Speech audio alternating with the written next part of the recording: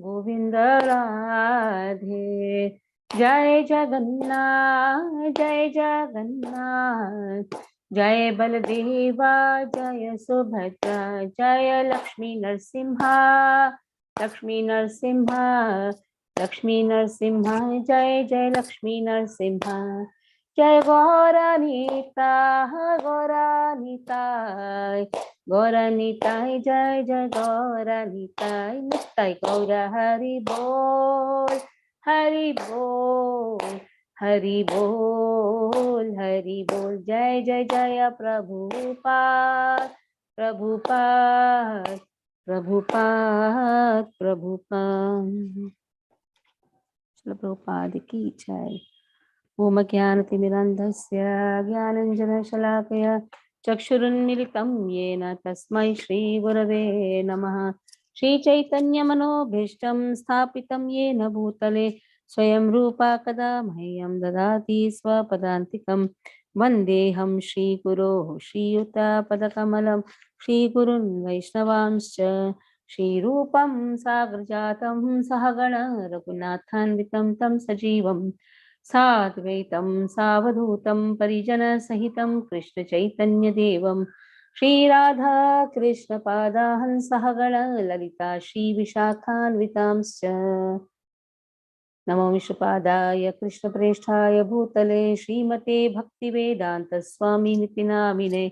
नमस्ते सारस्वते देवे गौरवाणी प्रचारिणे निर्विशेषशून्यवादी पाश्चात्यदेशतारिणे। नमो विष्णुपादाय कृष्णप्रेष्ठाय भूतले श्रीमते भक्तिसिद्धान्त सरस्वतीति नामिने। श्रीवार्षभानवै देवी दैताय कृपाभये कृष्णसम्बन्धविख्यानदायिने प्रभवे नमः। माधुर्यजलप्रेमाढ्य श्रीरूपानुगभक्तिध श्रीगौरकरुणा शक्तिविग्रहाय नमोस्तुते। नमस्ते गौरवाणी श्रीमूर्तये दीनतारिणे रूपानुगविद्यापसिद्धान्तध्वान्तहारिणे। नमो गौरकिशोराय साक्षात् वैराग्यमूर्तये विप्रलम्बरसाम्बोधे पादाम्बुजायते नमः।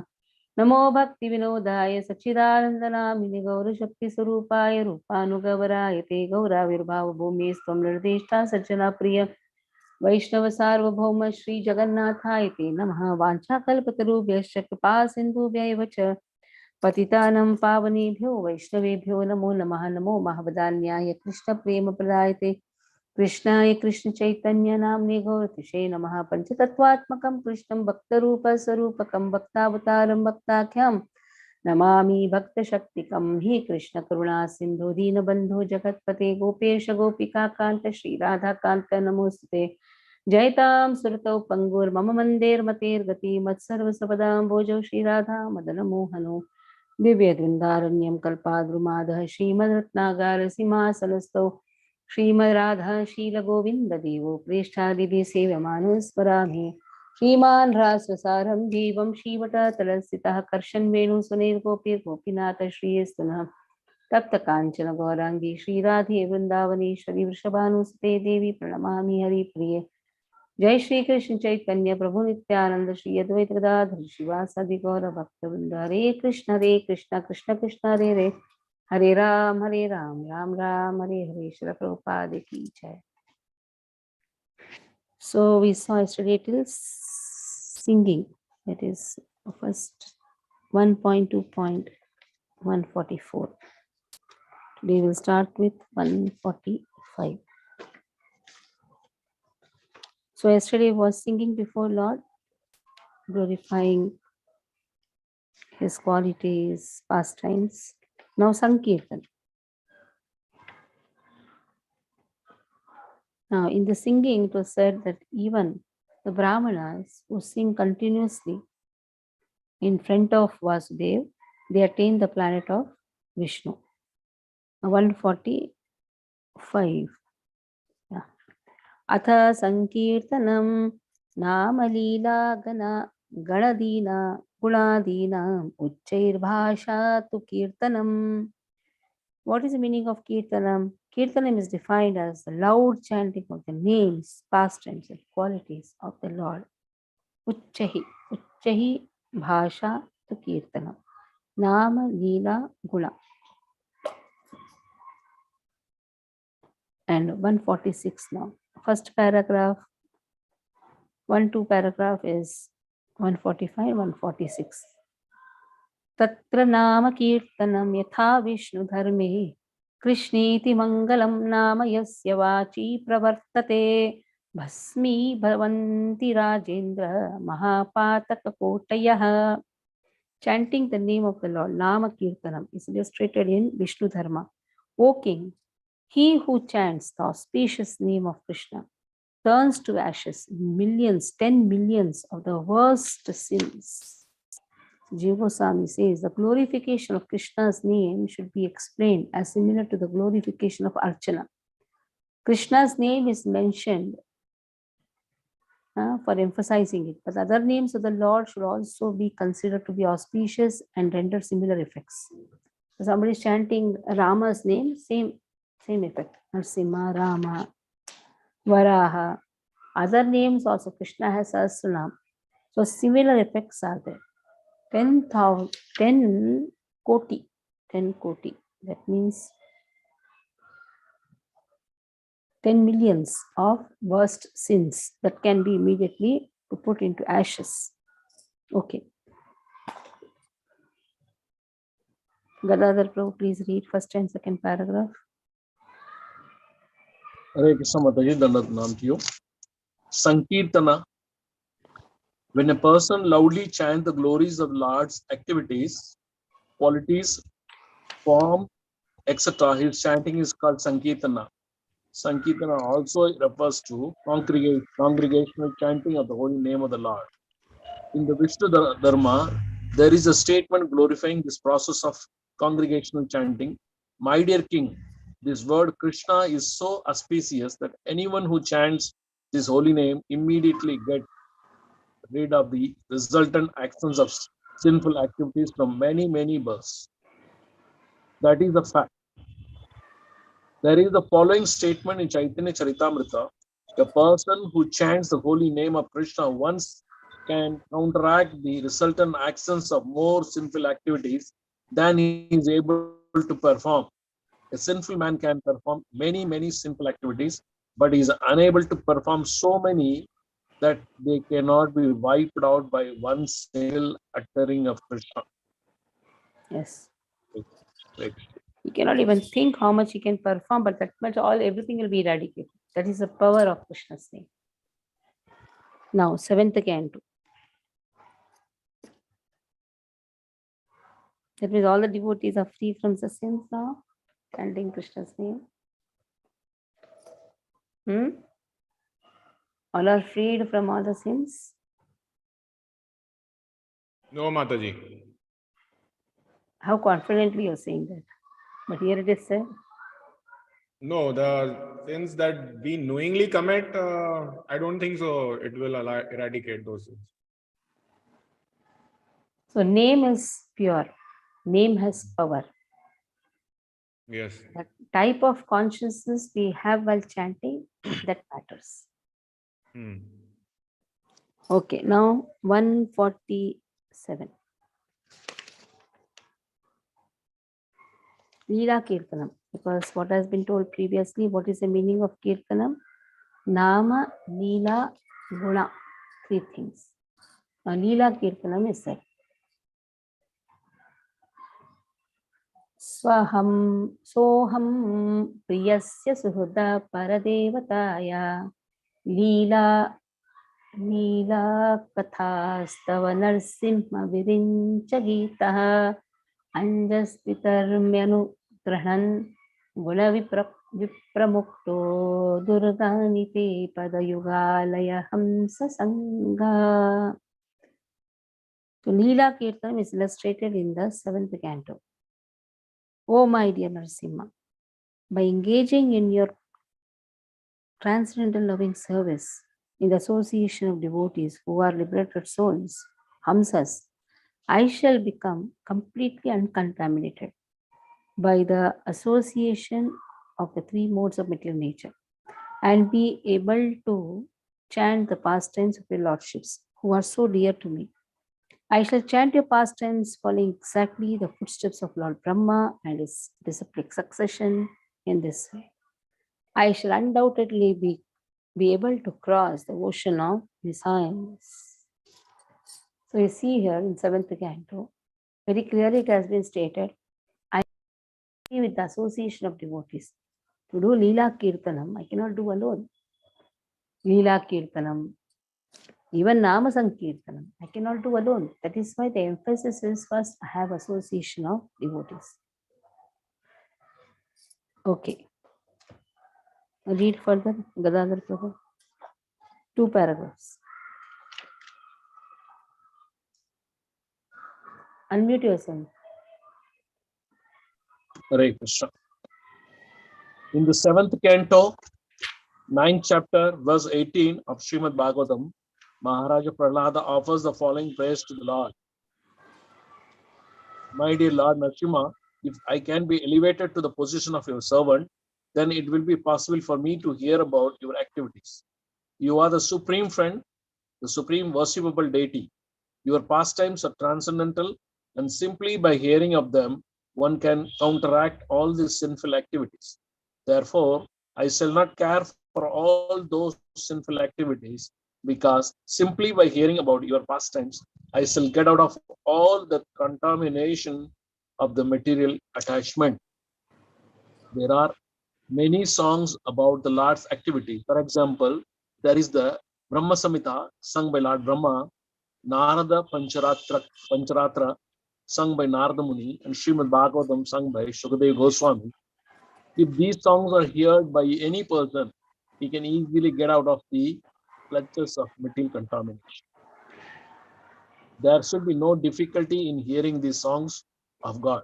They are coming down from many, many millions of years ago, and people are still taking advantage of them. So why at this time should one not take full advantage and thus become liberated? So for many, many years, this has been going on, millions of years. So why not take advantage of hearing the glories of Lord sung in Bhagavatam, Pancharatra, Brahma Samhita, etc. Now, 148.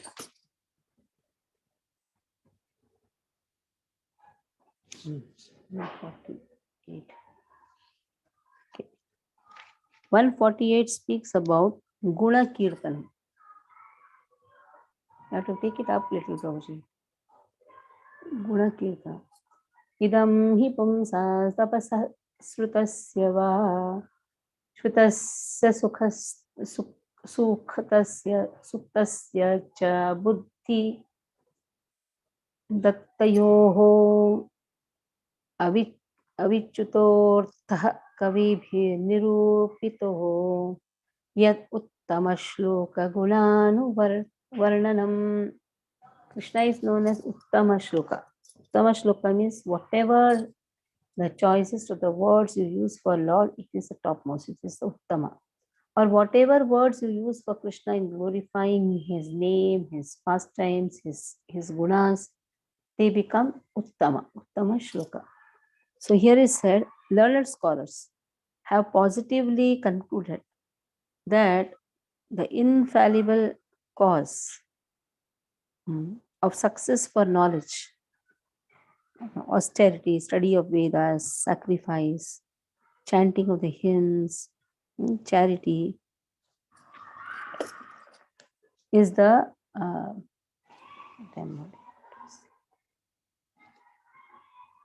so the description of the qualities of the Lord.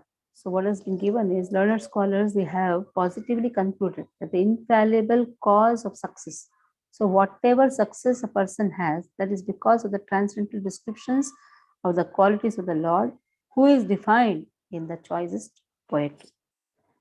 So one who is glorifying Krishna, automatically he gets all the wonderful success in knowledge, success in austerity, success in Vedas, studying the Vedas, success in chanting the hymns, everything. But why it happened? Just because he's glorifying Krishna. So when he's glorifying Krishna, everything follows. We don't have to separately endeavor for anything that has been given. So Vishnu Chakravarti Thakur also writes a commentary, even though there are material desires, in different religious process. They are accepted as religious process because of the bhakti in them. So nothing is possible without bhakti. Bhakti is there. That is why everything is success. People don't understand what they think. The success is because of me. They worship Lord, no doubt. But for them, what is the priority? Priority is success in their desires. That is why there is Mishrit Bhakta. They are Bhakti Mishra Karma. Bhakti Mishra Karma means karma is predominant. Activities are predominant. Desires are predominant. But Bhakti has been taken as an assistant. To attain success in their karma, they take they take the help of Bhakti. Karma Mishra Bhakti. What is Karma Mishra Bhakti? There are two types. One is Bhakti Mishra Karma and Karma Mishra Bhakti. Karma Mishra Bhakti is predominant. And now what is he doing? He is purifying his karma by doubtlaining all his karma for Krishna's pleasure. So a lot of this difference is there. When it is Bhakti Mishra Karma, karma is more important. He has just taken the help of Bhakti. Anytime he can leave the Bhakti. We have 4 types of people. Artho, Chikyasu, Artharthi. There is danger of these people. Which people? Artharthi and Artho. As soon as their misery is over, they get the opulence, they may run away. Okay. So that has been given here. So this is 148. Okay, continue, Prabhuji, reading here. Gadadhar Prabhu or Anisha Prabhu can read further. Anisha Prabhu read. Hare Krishna Mataji. In the first canto, 5th chapter, verse 22 of Srimad Bhagavatam, Narad Muni tells his disciple Vyasadeva, "My dear Vyasa, you should know that persons who are engaged in executing austerities and penances, studying the Vedas, performing big sacrifices, chanting the hymns of the Vedas, speculating on transcendental knowledge, and performing charitable functions have, for all their auspicious activities, simply to gain a place in the association of devotees and chant the glories of the Lord." It is indicated here that chanting about and glorifying the Lord is the ultimate activity of the living living entity. Hare Krishna. Now even the same thing is Jnana. Jnana Mishra Bhakti. Again, Bhakti is important. What is he doing? He is purifying his knowledge. Now Bhakti Mishra Jnana. Bhakti Mishra Jnana is more important. Attaining success in austerity is more important. So what he takes? Take the help of Bhakti and wants to attain siddhis. So they are performing austerity for attaining some material desires. But there is no hope for such people because they have just taken the help of Bhakti. But Jnana Mishra Bhakti slowly can purify himself to come to the stage of pure Bhakti. Because Bhakti is more important for that person. Okay. But here the conclusion what has been given, anything success in this material life, you want to give charity also, everything is dependent on, because you have money, you're giving charity. If you don't have anything, what you'll give? Even to have the qualification to give to somebody, that also is given by Lord only. So Lord's worship is giving him such opulence. He is giving him even the strength to do austerity. So just by describing Lord, he is getting the power to wake up early in the morning and chant the holy name of Krishna. He is getting the power to study the Vedas. Today we are all sitting and chanting Bhakti Shastri. We are all studying Bhakti Shastri. It's all because of Krishna's mercy. The more you describe Krishna, the more you get the fortune for studying the Vedas. Simple. It's all dependent on Krishna's mercy. So Krishna is giving us the strength to study. Krishna is giving us the strength to wake up in the morning. Krishna is giving us the strength to do the charity. So everything is dependent on the wonderful glorification of Krishna. So what is this Bhakti Shastri study or whatever we study? Every day we are studying Bhagavatam, Bhagavad Gita. There's nothing but Leela, Kirtanam, Guna Kirtanam, Nama Kirtanam, that has been given. Nama Guna Leela Kirtanam. Nama Leela Guna Kirtanam has been given. Now, 149, Japa. Japa has been given. 149. Small verse.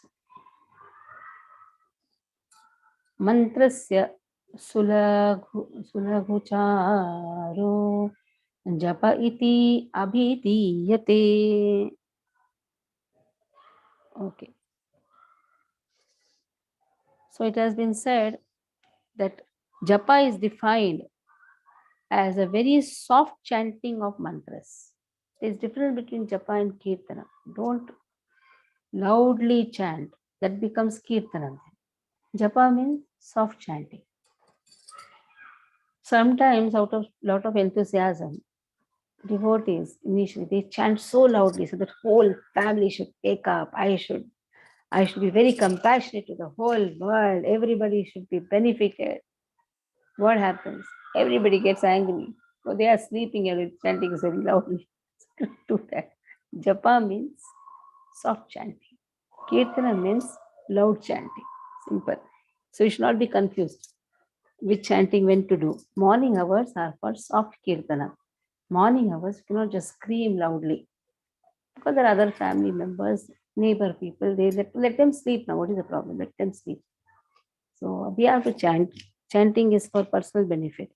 And chanting is also for others also, no doubt. But that is kirtanam then, sankirtanam. So japa is generally for personal benefit. Okay. Ashoka Nija Prabhu, continue reading. Japa.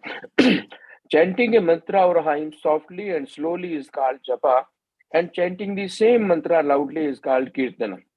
For example, uttering the Mahamantra Hare Krishna, Krishna Krishna, Hare Hare, Hare Ram, Ram Ram, Hare Hare, very softly, only for one's own hearing is called japa. Chanting the same mantra loudly for being heard by all others is called kirtana. The Mahamantra can be used for japa and kirtan also. When japa is practiced, it is for the personal benefit of the chanter. But when kirtana is performed, it is for the benefit of all others who may hear. Should I continue? Very clearly it has been said that chanting japa is for personal benefit and sankirtanam is for everyone's benefit. So we should know the difference properly and chant. Now 150th verse, small paragraph, that is Yatha Padme. Can put in the screen. Yeah.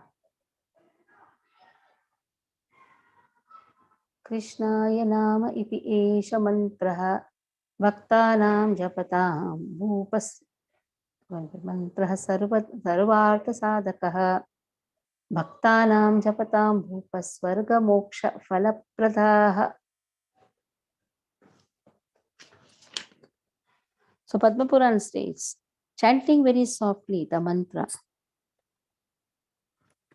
Krishnaya Namaha produces all the benefit. O King, Swarga and liberation are bestowed to the devotees who perform japa of this mantra. Krishnaya Namaha.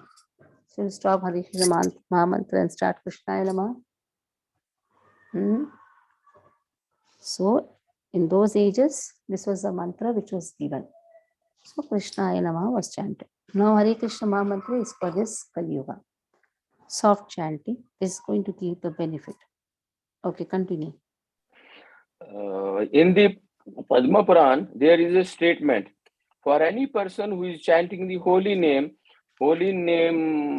either softly or loudly, the paths to liberation and even heavenly happiness are at once open. Hare Krishna. Okay, now submission. Let's see. That is 151. 151. Submission. Harim uddisya yat kinchit kritam vikyapanam gira mokshadvara argalan mokshas तेनैव विहितस्तव. So atha vikyapitah yatha skande. So entreaty. Entreaty means submission. Skanda Purana speaks, by making entreaties to the Lord with words, the bolt of the door of liberation is released.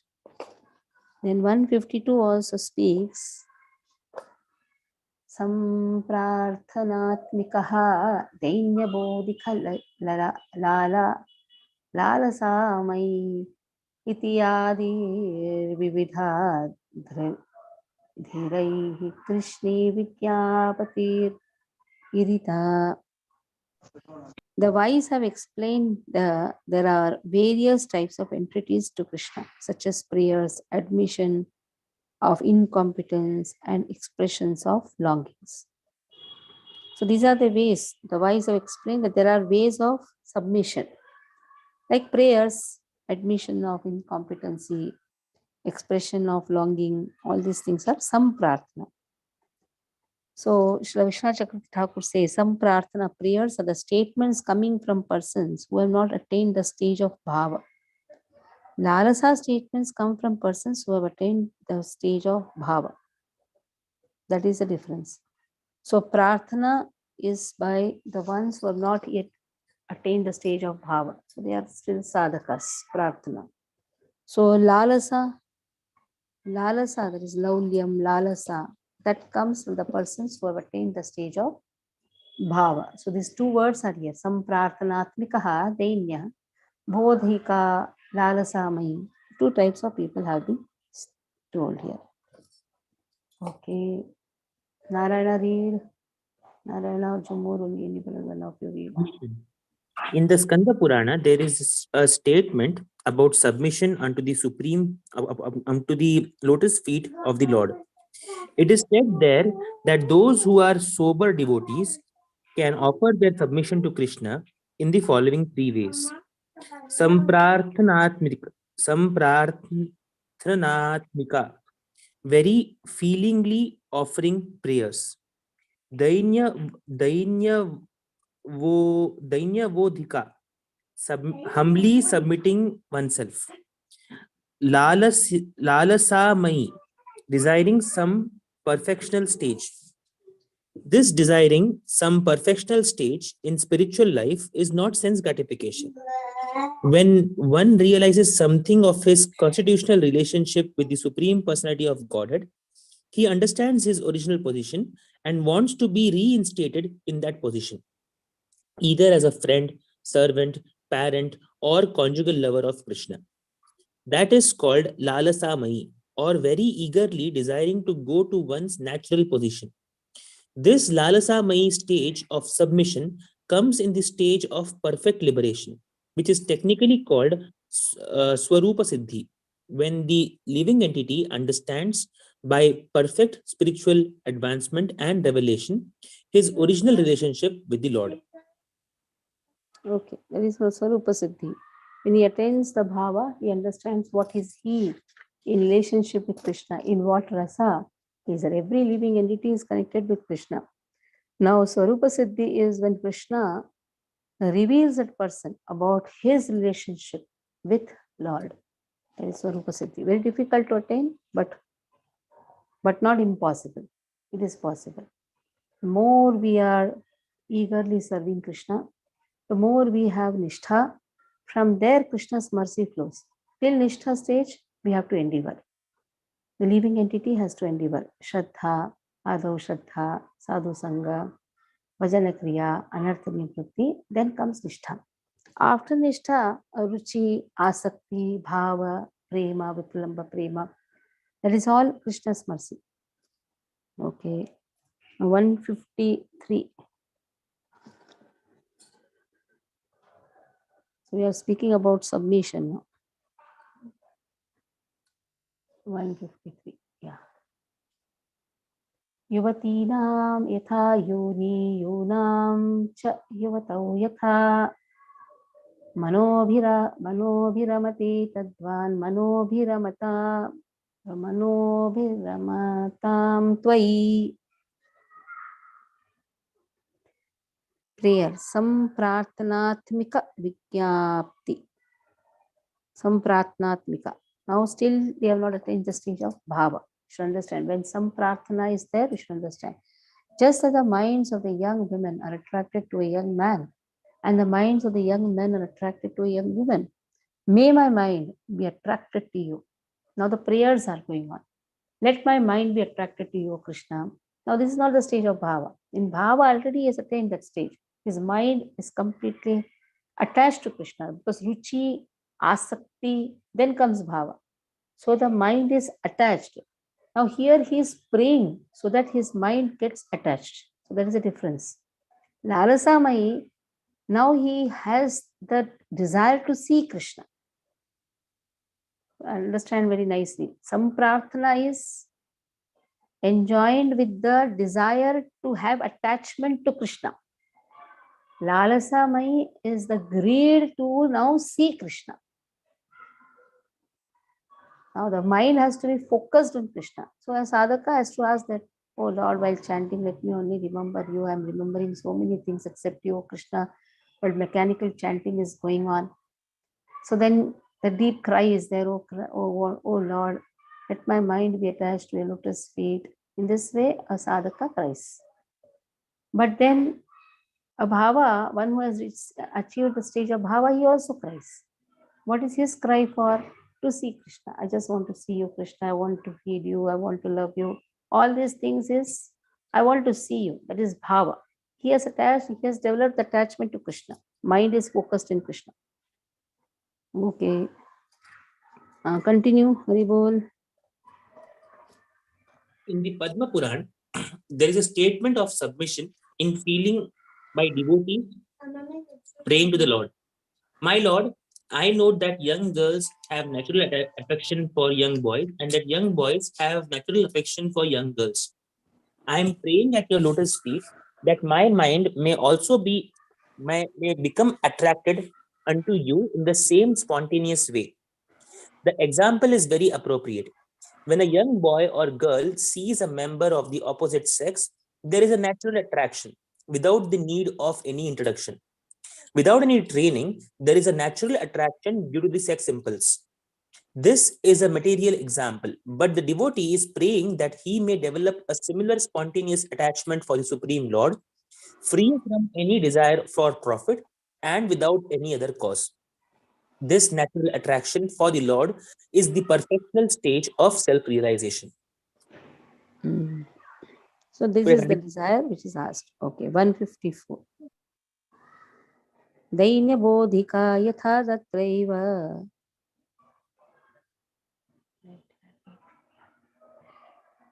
mattulyo nasti papatma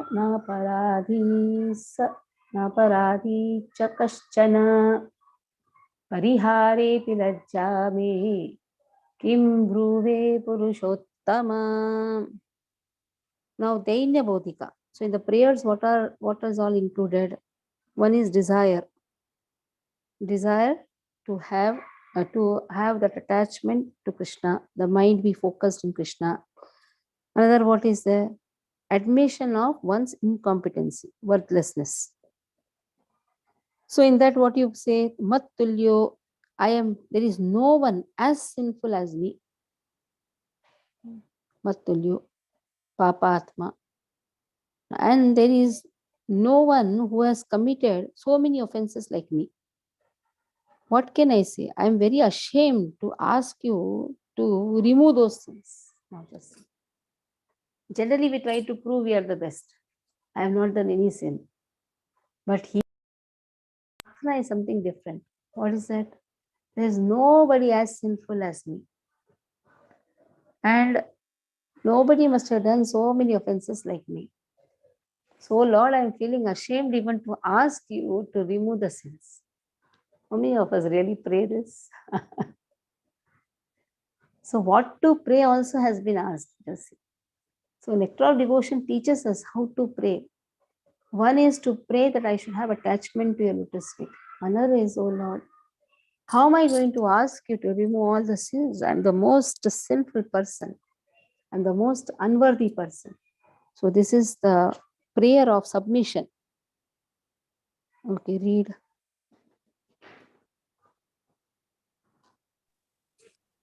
In the same Padma Puran, there is a statement about submission in humbleness. It is stated there, my dear Lord, there is no sinful living entity who is more of a sinner than myself, nor is there a great offender than myself. I am so greatly sinful and offensive that when I come to confess my sinful activities before you, I am ashamed. This is a natural position for a devotee. As far as the conditioned soul is concerned, there is no wonder that he has some sinful activities in the past life. And this should be admitted and confessed before the Lord. As soon as this is done, the Lord excuses the sincere devotee. But that does not mean that one should take advantage of Lord's causeless mercy and expect to be excused over and over again while he commits the same sinful activities. Such a mentality is only for shameless persons. Here it is clearly said, when I come to confess my sinful activities, I become ashamed.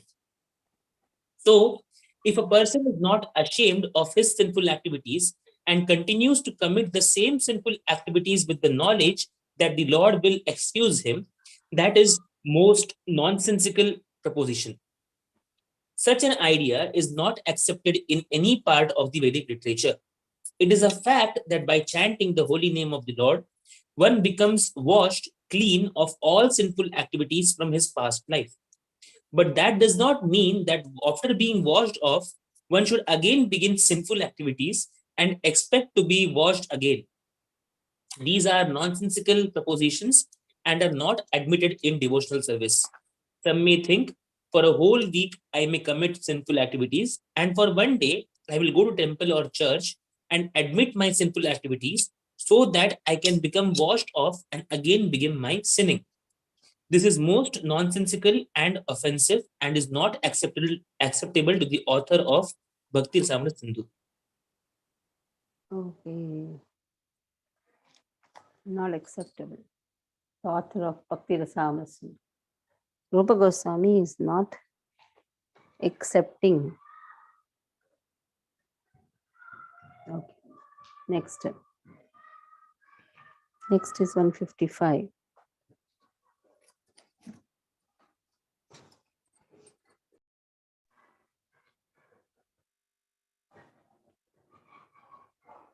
Shri Narada Pancharatri. Kada Gambhiraya Vacha Shriya Yukto Jagatpate Chamara Vyagrahastam Mamevam Kurvati Vakshasi.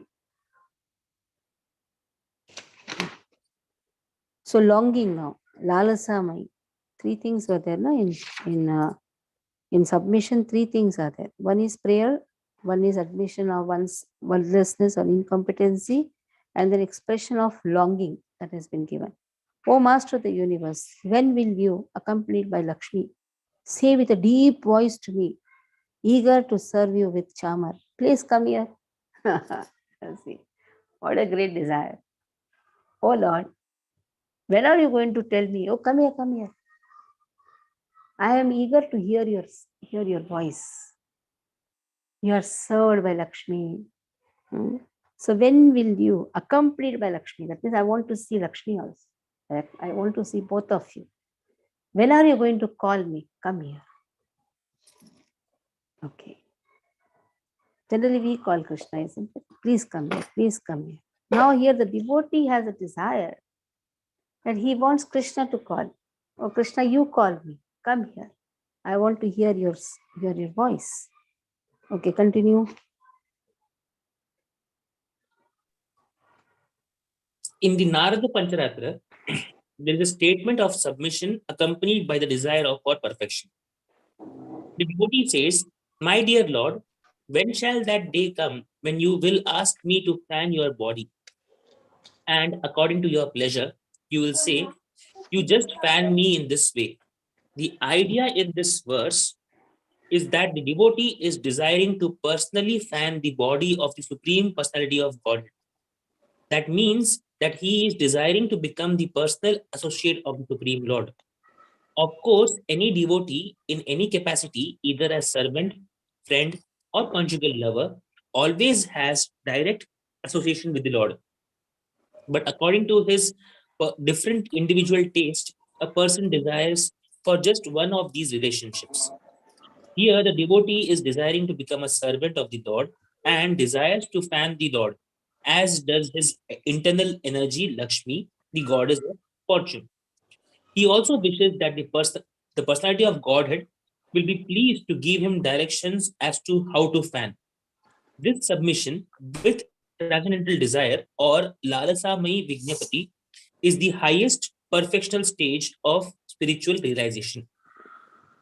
So there's a nice Tiruvaimai of Kulashekar Alvar where he says, "Oh Lord, let me be the spitting bowl of yours so that I can come very close to you."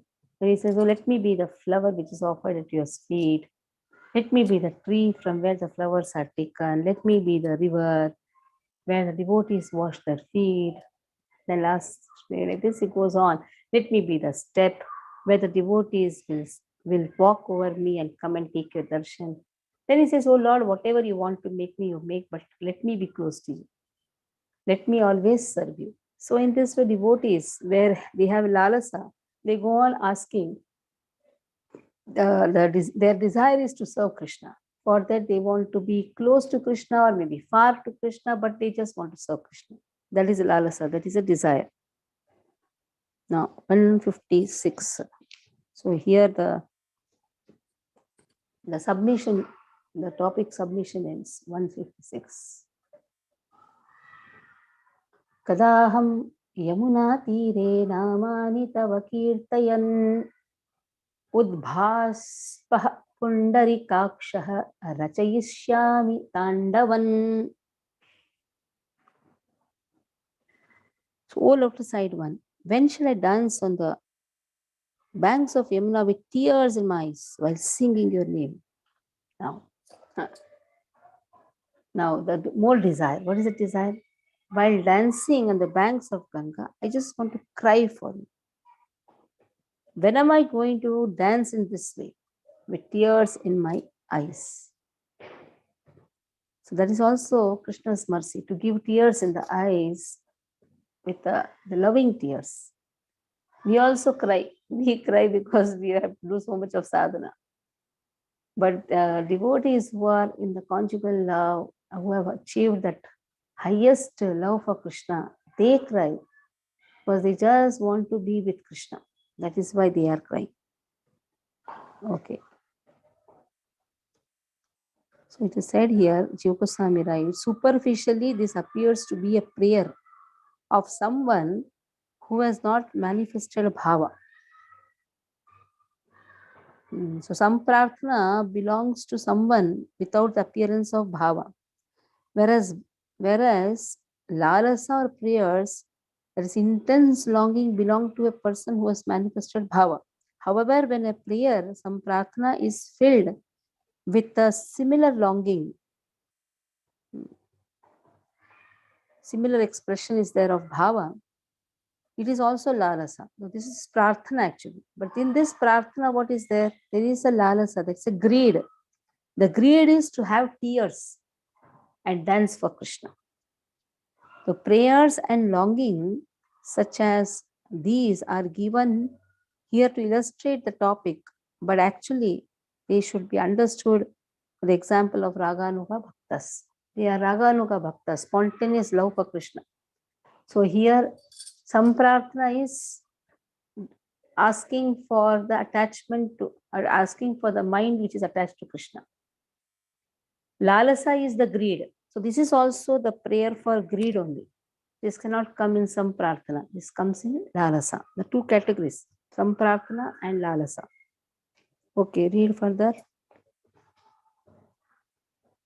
Read full thing, the next last.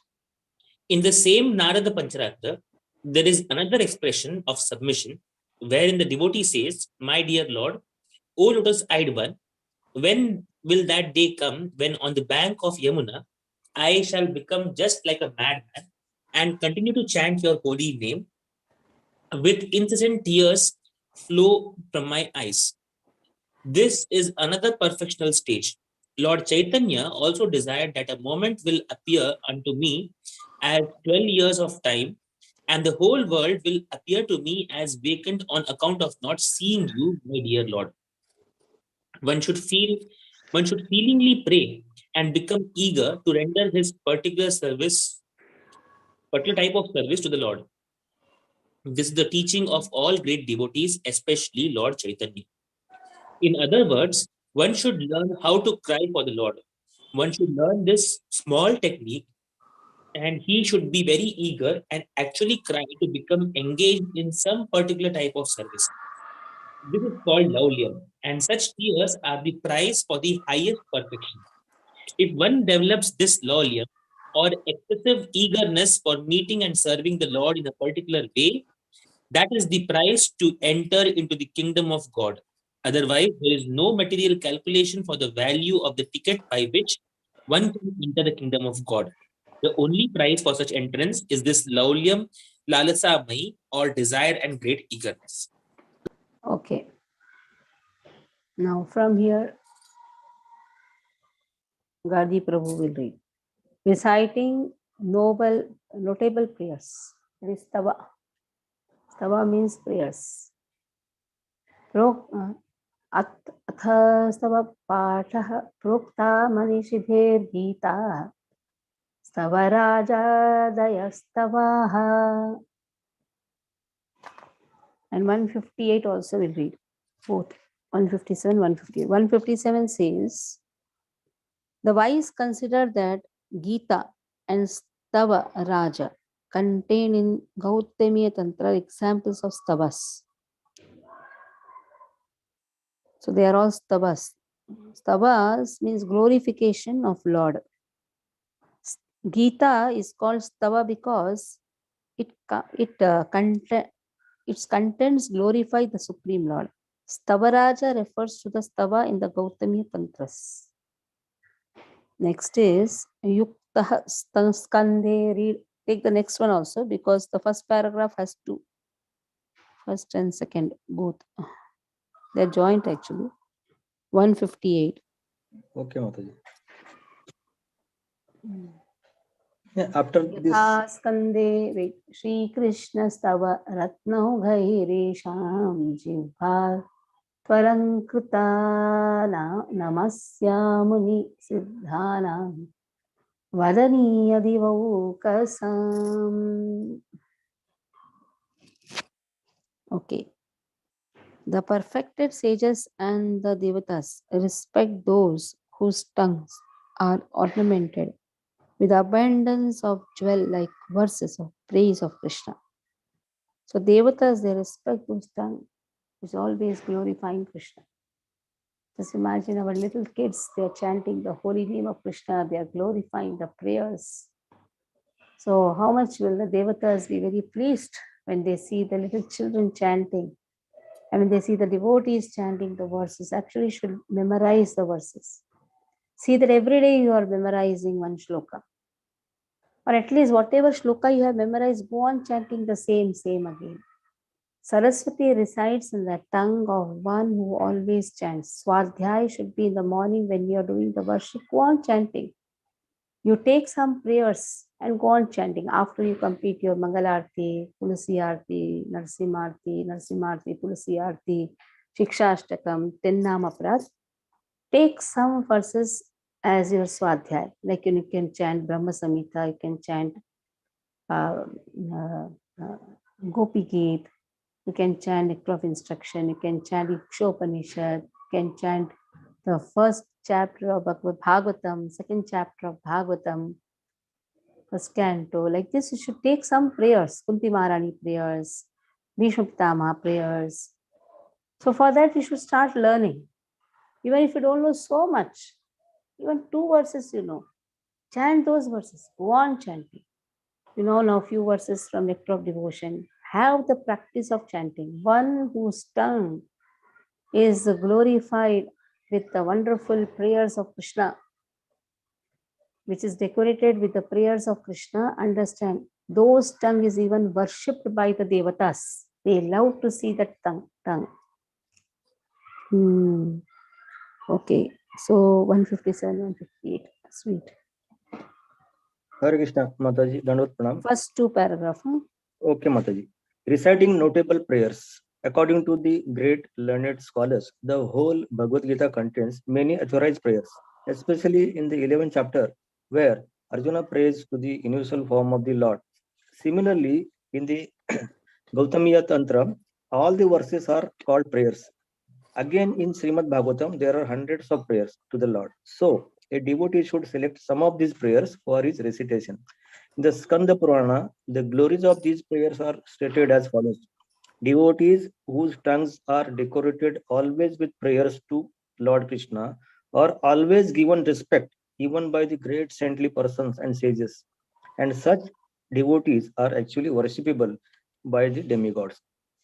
Those who are less intelligent want to worship different demigods for some material gain rather than worship Krishna. But here it is stated that a devotee who is always engaged in offering praise to the Lord is worshipable even by the demigods themselves. The pure devotees have nothing to ask from any demigod. Rather, the demigods are anxious to offer prayers to the pure devotees. Hare Krishna. So demigods are also anxious to offer prayers to the pure devotees. Now what Narsimha Puran says, that we'll see. 159. Take up. Shri Bhakti Rasavata Sindhu Purvalahari Narsimhe Chatto Stotrehi Stavascha Devagreyaha Stauti Madhusudanam Sarva Papa Vinirmukto Vishnu Lokam Avapnuyat. So it is said here, he who praises Madhusudana with stotras, stavas, in front of his deity form, is freed from all sins and attains the planet of Vishnu. Now, what is the difference between stotra and stava? Stavas are one's own realizations. They are not fixed. They can vary from devotee to devotee. Like Kunti Maharani's prayers are different from Bhishma Pitama's prayers. Meaning may be the same. Stotras are the fixed Vedic stotras. That is not changeable. Like stotras. Now Bhagavad Gita has stotras. Rupa Goswamis are the stavas. They are the verses which come by their own realization and love for Krishna. Okay, read.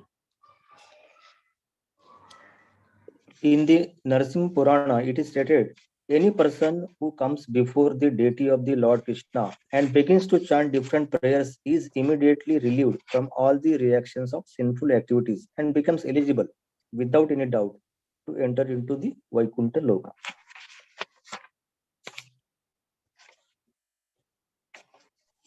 Now, partaking of prasadam.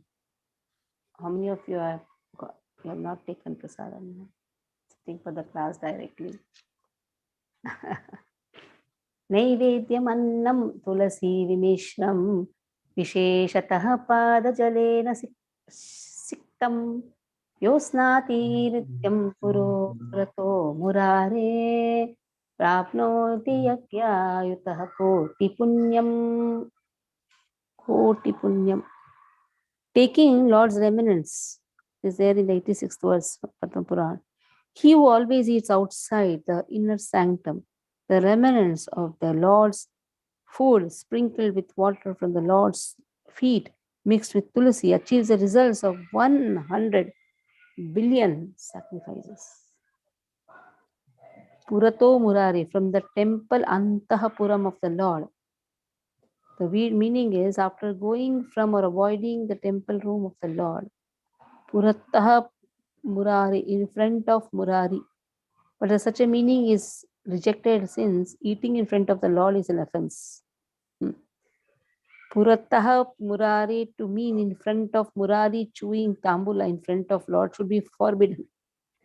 But regular eating is not forbidden in front of the deity. So here Shri Vishwanath Chakravarti Thakur says, Purataha Murari. Jiva Goswami says not to sit in front of the Lord and eat. That is an offense. Vishwanath Chakravarti Thakur says, Don't take tambula before Lord. That is an offense. You can sit and eat before Lord. Anyhow, we close the altar when we sit and have prasadam. Because when you're taking prasadam, Lord Himself is there in the prasadam. That is why you're closing the altar, and it's an offense actually. But according to Vishnu Chakravarti Thakur, that is not an offense. He says you can sit. Regular eating is not forbidden. Okay, read. Okay. Partaking of prasada. There is a specific statement in the Padma Purana. A person who honors the prasada and regularly eats it, not exactly in front of the deity, along with Charanamrita, the water offered to the lotus feet of the Lord, which is mixed with the seeds of Tulasi tree, immediately can achieve the results of pious activities, which are obtained through 10,000 performances of sacrificial rites. Yes. Now drinking Charanamrit. Prasadam over, now drinking Charanamrit. Go up. Okay. अथ पाद्यास्वादो यथा तत्रैव न दानं न हवीर् येषां स्वाध्यायो न सुरार्चनम् तेऽपि पादोदकं पीत्वा प्रयान्ति परमां गतिम्. Power of Krishna's Charanamrita. Now when Ramanuja was given poison by the temple priest, it so happened he was so envious of Ramanuja that he told his wife, when he comes for Madhukari, you mix the poison in the food. She was reluctant, but what to do? She has to obey to whatever her husband says. So she mixed poison in the food and gave to Ramanuja, but told that please don't eat, it contains poison. Then Ramanuja said, why you have told them if you have mixed? She said, my husband told me to mix it, but he did not say that I should not tell you. So then that day he understands the foolishness of his wife, his priest. So next day what he does is he mixes the poison in Charanamrit. And he knew that Charanamrit at any cost will not be rejected by Ramanuja. So when he was taking the Charanamrit, at the time, there is a nice verse which is, I'll put that verse also. When you take Charanamrit, you have to chant that verse. I'll put that verse in the, yes. And that the meaning is this Charanamrit has the capacity to remove the poison of the whole world. Now just see, what material poison can poison Charanamrit? Saying that Ramanuja drank Charanamrit and prayed to Lord to forgive himself, to give such enviousness in the heart of the priest, and to forgive the priest for doing such foolish activity of adding poison in Charanamrit. So nothing happened. This priest then took shelter of Ramanuja. Okay, now 161. Mataji, it is that prayer. सर्वव्याधि सर्वव्याधि ऐसा कुछ था ना? Yes, in between I had put. Okay. I'm not remembering exact words, that is why I don't want to. Some here and there I remember, not exact. अकाल मृत्युर्णव सर्वव्याधि विनाशिनः विष्णु पादुकं पित्वा शीर्षा धारयाम्यहम् अहम्. Is it that? Yes, yes. Still I will confirm that. There are two verses are there. I'll just confirm that and put. Anyhow, I don't chant while drinking Charanamrit. I don't chant the verse, that is why. But we should chant according to the scriptures. We should chant that verse while taking Charanamrit. If somebody is remembering, put that verse. You are remembering, you also put that verse. I'll Okay, also check it. Okay. Agrananam yad dater dattah. This one, na? Which one I'm reading? Charanamrita text we have to read, na Mataji? This 162. 161 is over, but we have not read the para. Yeah, read the paragraph. Okay. I've read the verse, na? Yeah. Drinking Charanamrita. Charanamrita is obtained in the morning while the Lord is being washed before dressing. Scented with perfumes and flowers, the water comes gliding down through his lotus feet and is collected and mixed with yogurt. In this way, this Charanamrita not only becomes very tastefully flavored, but also has tremendous spiritual value. As described in the Padma Purana, even a person who has never been able to give in charity, who has never been able to perform a great sacrifice, who has never been able to study the Vedas, who has never been able to worship the Lord, or in other words, even one who has never done any pious activities will become eligible to enter into the kingdom of God if he simply drinks the Charanamrita, which is kept in the temple. In the temple, it is a custom that the Charanamrita be kept in a big pot. The devotees who come to visit and offer respects to the deity take 3 drops of Charanamrita very submissively and feel themselves happy in transcendental bliss. Hare Krishna. Now, dhupa. Smelling the incense and flowers offered to the deity. Dhupa deepa. Agarbatti you don't say actually. So you should not offer agarbatti, you should offer dhoop. And dhoop is made from gobarkand. धूप सौरभ्यं यथा हरिभक्ति सुदोदये आघ्राणं यद्धरेर्धत्ता धूपोचिष्टस्य सर्वतः तद्भवव्यादस्तानां नश्यं कर्म दिशापहं नश्यं कर्म.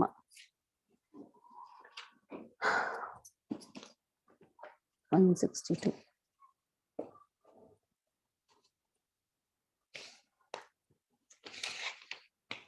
Okay. Smelling incense offered to the Lord. This is also verse 86 from Hari Bhakti Sudodaya. The action of the nose, smelling the incense offered to the Lord, fully destroys a person of karmas inflicted on those bitten by the snake of material existence. So Vishnu Chakravarti Thakur's commentary is, smelling the Lord's incense destroys the poison in the persons bitten by the snake of samsara. Though samsara is compared to the snake, it is a very form of destroying karma. Smelling the incense with the nose destroys karma. That is why dhupa, invoking Lord, and that fragrance goes, that destroys our karma. Sudha Mataji, read first 2 paragraphs, read. हरे कृष्ण माता जी, दंडवत प्रणाम. आप अपना वाला of करिए. What you're saying? You are not able to read? माता जी, in the Hari Bhakti, आप अपना ऑफ करिए ना. In the Hari Bhakti Sudodaya, there is a statement about the incense which is offered in the temple.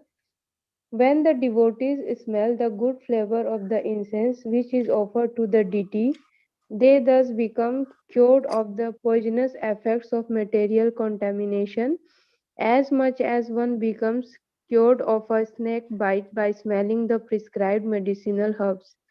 The explanation of this verse is that there is an herb found in the jungles, which expert persons know how to use to revive the consciousness of one who is bitten by a snake. Simply by smelling that herb, one becomes immediately relieved of the poisonous effects of the snake bite. The same example is applicable when a person comes to visit the temple and smells the incense offered to the deity. He is cured at that time from all his material contamination. Any devotee coming into the temple should always offer something to the deity: fruits, flowers, incense, etc.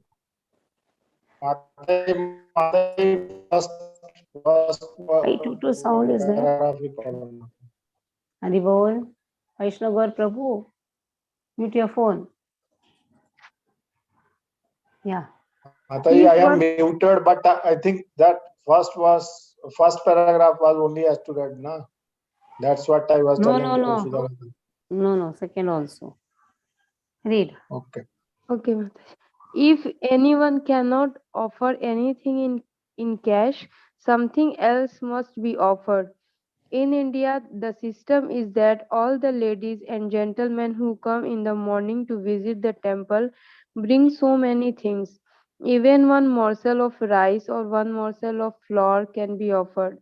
It is a regulative principle that one should not go to see a saintly person or the deity in the temple without any offering.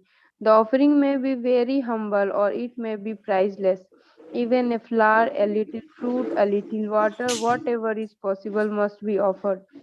So, when a devotee comes to offer something to the deity in the morning, he is sure to smell the good flavor of the incense, and then at once he will become cleansed of the poisonous effect of material existence. So it is a regulative principle. When you go to temple, don't go empty-handed. Take something. That is why in South they have the Archana tickets. You have nariyal, you have flower, and all those things. But in ISKCON, we don't have all these things. What you should do, you should carry something, like a flower, or you carry some fruit. Don't go empty-handed. Just see, just going blank. You say, I have japmala in the hand. That is true. But take something. I have not seen many devotees bringing, but in Mira Road, I used to see one of the Mataji used to bring half-liter milk to Lord.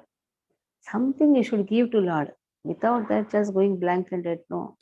You should go with something. Take some one small fruit. If you don't have anything, take some tulsi, take some flowers. If you go and meet a saintly person also, don't go empty-handed. So that is very clearly said. This is a regulatory principle. So our temples in the south, they have the facility. 5 rupees archana ticket, 10 rupees archana ticket, something small flowers will be there. Even if you go to Devi Devta's temple also, they will have one small tokri of something will be there. Some small mithai will be there. Some pedas will be there. Haldi kumkum will be there. Something should be taken to Lord. When are we going to start this? Actually, if we don't do also, at least the devotees should carry. Okay, 163 now. This is smelling the incense, 163.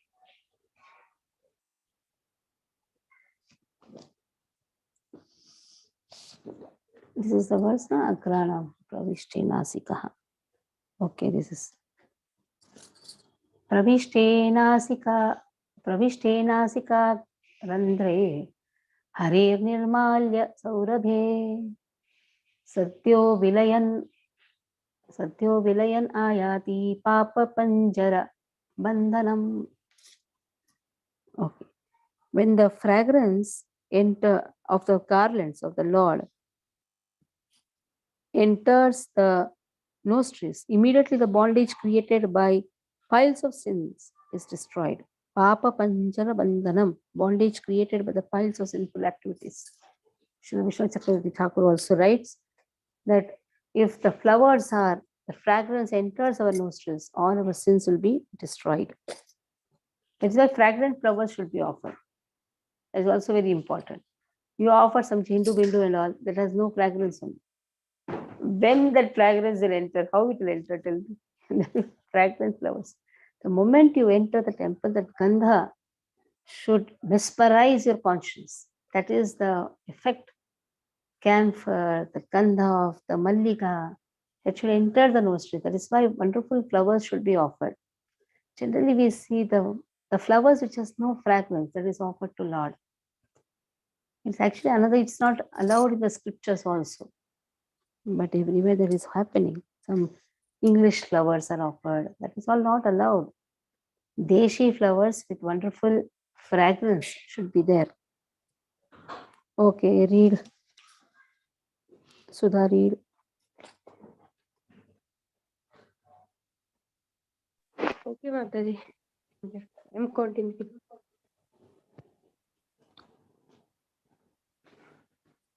Who is reading? Okay.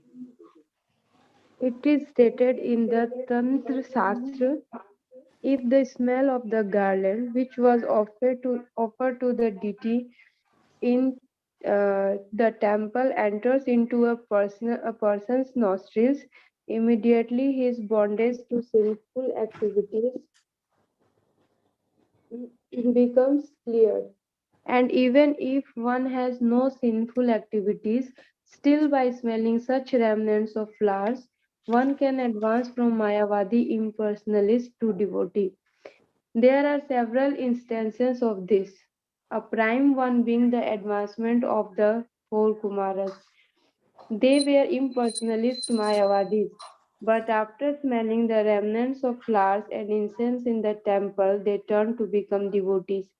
From the above verse, it appears that the Mayavadis or impersonalists are more or less contaminated. They are not pure. It is confirmed in Srimad Bhagavatam, one who has not washed off all reactions of sinful activities cannot be a pure devotee. A pure devotee has no more doubts about the supremacy of the personality of Godhead, and thus he engages himself in Krishna consciousness and devotional service. A similar statement is in Agastya Samhita. Why Just you to went to there? purify the Why you impurities went to that paragraph? Read. You're supposed to read only the third Oh. paragraph. I'm just Okay, searching. Mataji. Okay. Okay, the Kumaras were the impersonalists. But here Mayavadis have been spoken. Actually, they were just impersonal. They were not Mayavadis, they were impersonalists. But after smelling, they were impersonalists means they were Brahmavadis. They were more inclined to Brahman aspect of Lord. But when they smelled the tulasi which is offered at the lotus feet of Krishna, then they became pure devotees. Mayavadis are aparadis. Mayavadis, they don't know. They don't have, they think that Lord's body is made up of matter. But the four Kumaras were not Mayavadis. They were impersonalists, no doubt, but not Mayavadis. So this statement here, Prabhupada is written, but this is not true. Mayavadis are not it. Okay, then 164. Aghralam गन्धपुष्पादेर् अर्चितस्य तपोधन विशुद्धि स्यात् अनन्तस्य घ्राणस्येय येहाभिधीयते. So 164 states, it is said that the nose-smelling flowers and gandha offered to the infinite Lord is the cause of complete purification of this in this world. In this way, the whole world will be purified just by the smell of the flowers and the gandha which has been offered to Krishna. Okay, from here, Hansrupi Prabhu, you read. Hare Krishna. It is confirmed in Srimad Bhagavatam, one who has not washed off all reactions of sinful activities cannot be a pure devotee. A pure devotee has no more doubts about the supremacy of the personality of Godhead, and thus he engages himself in Krishna consciousness and devotional service. A similar statement is in the Agastya Samhita. Just to purify the impurities of our nostrils, we should try to smell the remnants of flowers offered to Krishna in the temple. Hare Krishna. Okay, now touching the deity, 165, go up. 165. Shrimurte sparshanam yatha Vishnu dharmottare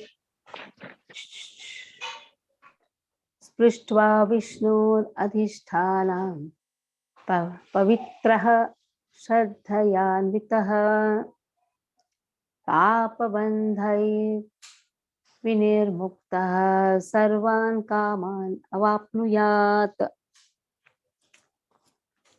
So 165 states, touching the deity.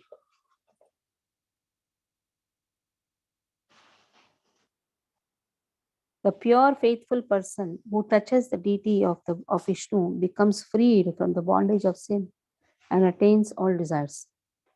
Now just see, who can touch? Pure faithful person.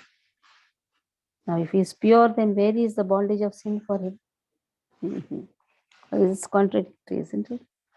Pure faithful person who touches the deity becomes freed from the bondage of sin, attains all desires.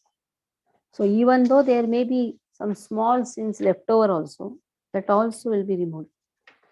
So everybody cannot touch the deity. Only a Brahmin initiated devotee only can touch the deity. Simple. Why Brahmin initiated devotee is required? Because he follows the principles of Brahmana. He is not only clean internally, he is clean externally also.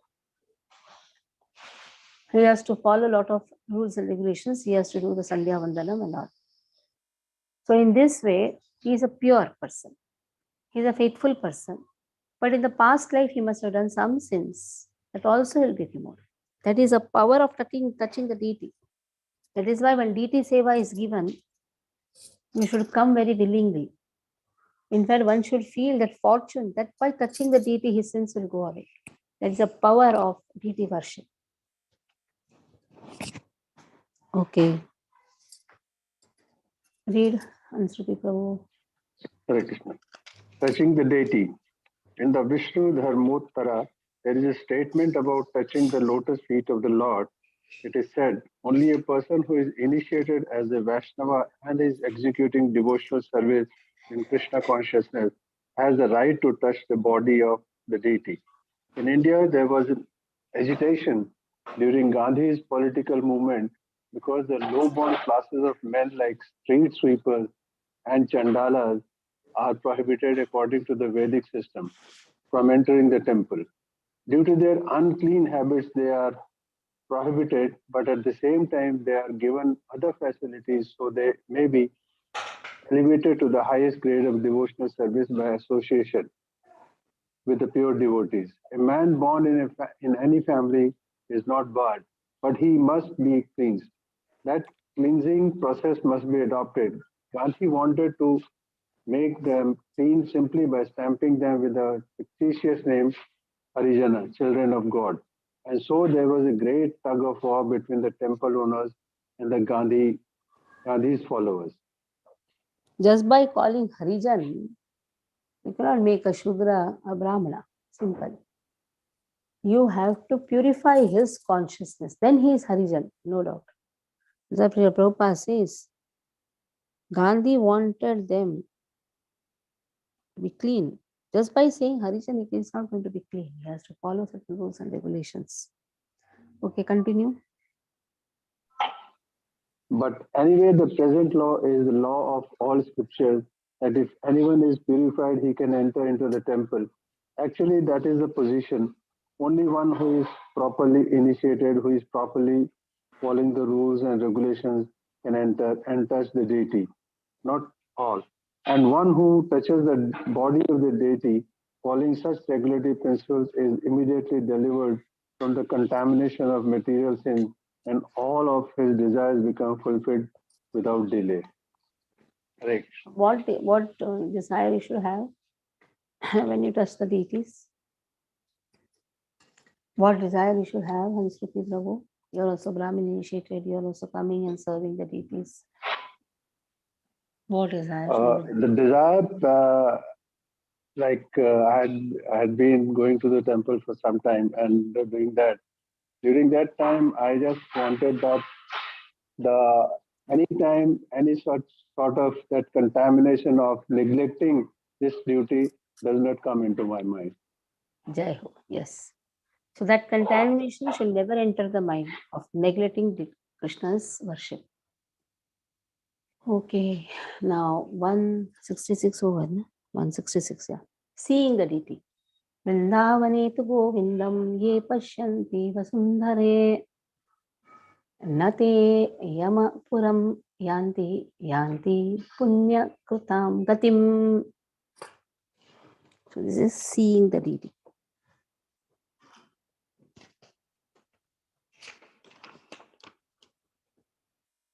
O earth, those who see Govinda in Vrindavan do not go to the city of Yama, but achieve pure bhakti, the goal of all punya. The seeing the deity is all auspicious.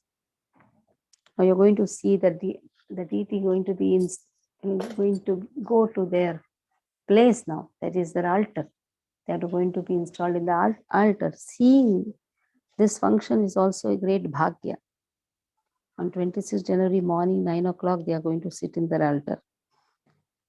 So in this way here, seeing the glories or speaking about the glories of people who are seeing the deities, coming and taking darshan of the deities, they have been glorified by Jiva Goswami also. So bhakti is the highest goal of human being.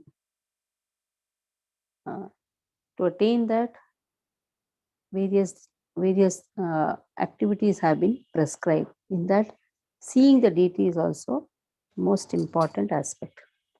Okay, read Hansrupi, Vaishnav Gaur Prabhu, you read. Hare Krishna. Seeing the deity. In the Vara Puran, there is statement praising the seeing of the deity of Shri Krishna in the temple. A devotee says there, "My dear Vasundhara, any person who goes to Vrindavan and sees the deity of Govinda Dev is free from the courthouse of Yamaraja and allowed to enter into the highest planetary system in which resides the demigods." This means that even an ordinary person who goes to Vrindavan out of inquisitiveness and by chance sees the temple, especially that of Govinda Dev, even if he is not elevated to the spiritual kingdom, is still assured promotion to higher planetary systems. This means that simply by visiting the deity of Govinda in Vrindavan, one becomes highly elevated in pious life. Hare Krishna. Yes. Okay, now 167. Go further.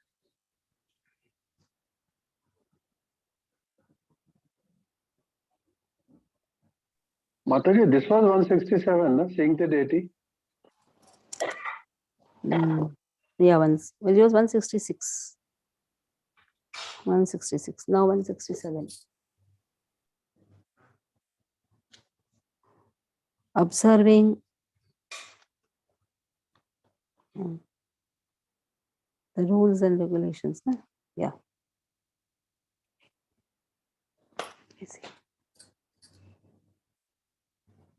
Kotayaho Brahma Atyanam Agamyagama Kotayaha.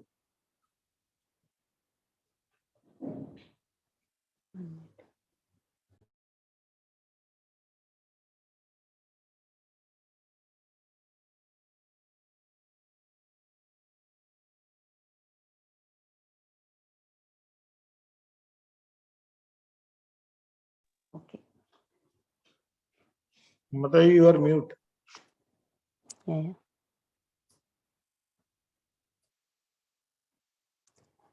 So observing. So one of you read that. My light is not proper. I'm not able Observing Aarti and celebration of the Lord. Aarti and celebration. I was asking my Prabhuji, I was able to see because it's light. I don't know. I'm not able to see properly. Okay, read that directly. Okay. Can I read, Mataji? Observing Aarti and celebration of the Lord. In Skanda Puran, there is the following description of the result of seeing Aarti, worship of the deity. If someone sees the face of the Lord while Aarti is going on, he can be relieved of all sinful reactions coming from many, many thousands and millions of years past. He is even excused. The Lord is shown through the Aarti only. Lord is seen by Aarti. In the Pancharatrika, it is not light. It's not by electricity one should see Lord. It is only the lamp. So that is why it is given here. Kotaya Brahma Hatya Nam Agamyagama Kotaya. Yeah. Okay, read. Over? No, Mataji. He is even excused from the killing of a Brahmana or similar prohibited activities. Okay. Next also. Brahma Hatyanam, yes, killing of the Brahmana, that also he'll be excused. And also he'll be excused of other similar horrible activities which has been prohibited. Brahmana should not be killed, cows should not be killed. If he sees Lord, when the arti is going on, all the sins which he would have committed will be immediately removed. Okay, yatha utsava. Now utsava, arti darshanam, utsava darshanam. Utsava darshanam yatha bhavishottare रथस्थं ये निरीक्षन्ते कौतुकेनापि केशवम् देवतानां गणः सर्वे भवन्ति श्वपचादयः. The Lord is sitting in Ratha. The bhagya is to see him sitting in Ratha. This darshanam should be there. Now suppose you are not getting the chance to go and catch the ropes of Ratha. You can at least see, and you're even not able to go in front of the Ratha. So much of crowd is there. And look at that person who is looking at Lord with great faith. Even by seeing him, one will be purified. Because it is said, just by seeing the Lord sitting on the Ratha, seeing the Lord when he is doing when his arti is being conducted, all the sins will be removed.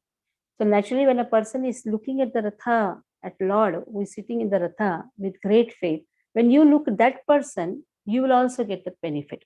That is the power. Okay, read.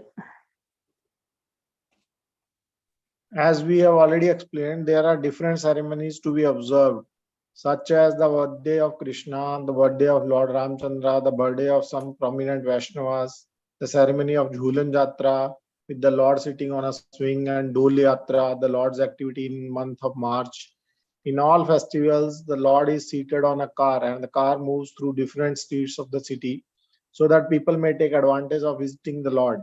In the Bhavishya Purana, it is said, in such a ceremony, if even a Chandala, dog eater, simply out of curiosity sees the Lord on the cart, he becomes counted as one of the associates of Vishnu. Hare Krishna. See, he becomes. That is why you should invite so many people, as many as people, for seeing the Lord sitting in the chariot. Then what will happen? You will make many people, you will take many people to Vaikuntha. So one who is calling also gets benefited. One who is seeing also gets benefited. Now last verse, 169. Adi Shabdena Puja Darshanam Yathagnihe Pujitam Pujamanam Va Yaha Pashed Bhakti To Harim.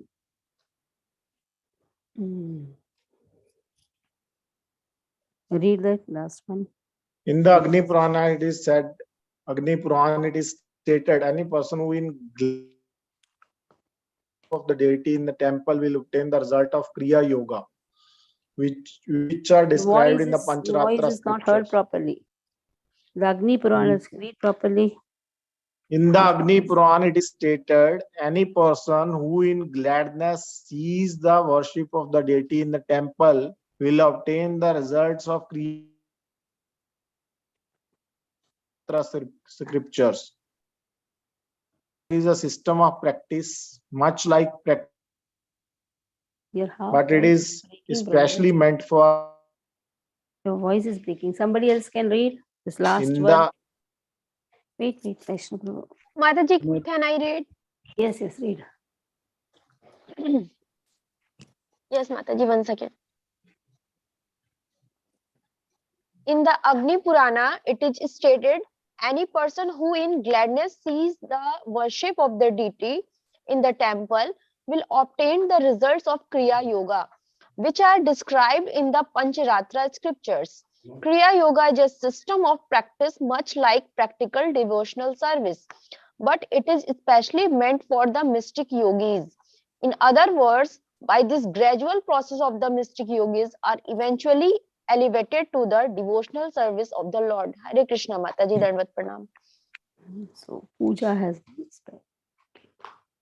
So, seeing the deity when he is worshipped, seeing the deity when he is sitting on the chariot, seeing the Utsava of Krishna, this all requires bhagya.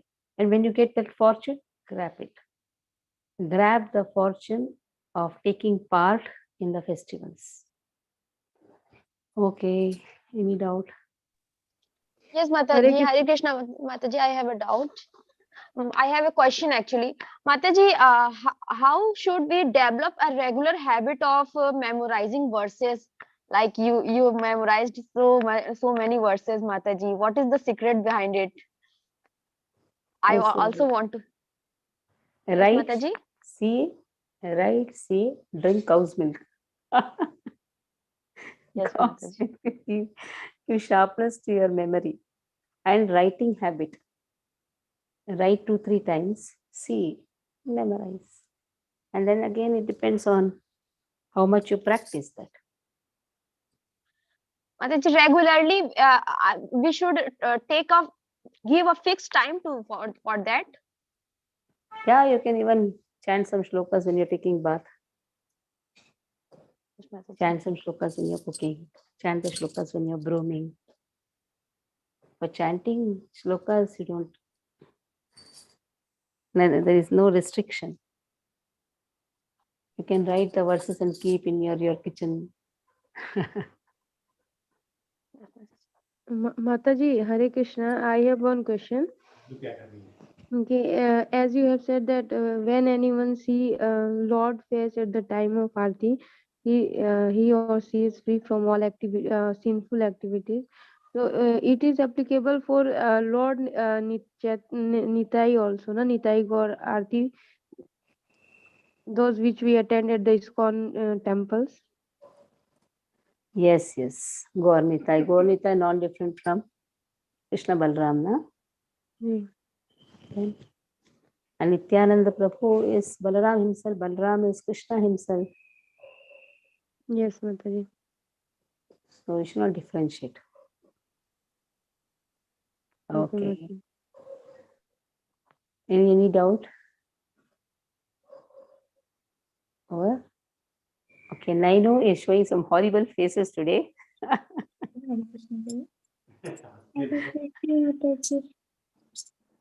What are you going to chant, Nainu? I'm singing Bhagavati. Bhajavakataba Vatsala Srikora Hari. Bhajavakataba Vatsala Srikora Hari. Srikora Hari. Soy Koshta Bihari. Nanda Yashomati. Shirta Hari. Bhaja Govinda Govinda Gopala. Bhaja Govinda Govinda Gopala. Ekanu Mahara Prasad Pramure Bhugati Gai Thakurak Divinoda. Hari Bol. Sudha's baby wants to sing something. Mataji, she has slept today. He slept today. Over. Say Vancha Kalpataru Besha. Vancha Kalpataru Besha. Pepa Sindhu Kevacha. Patitanam Vaishnavebhyo Namo Namaha. Vaishnavrinda ki. Jai. Srila Prabhupada ki. Jai.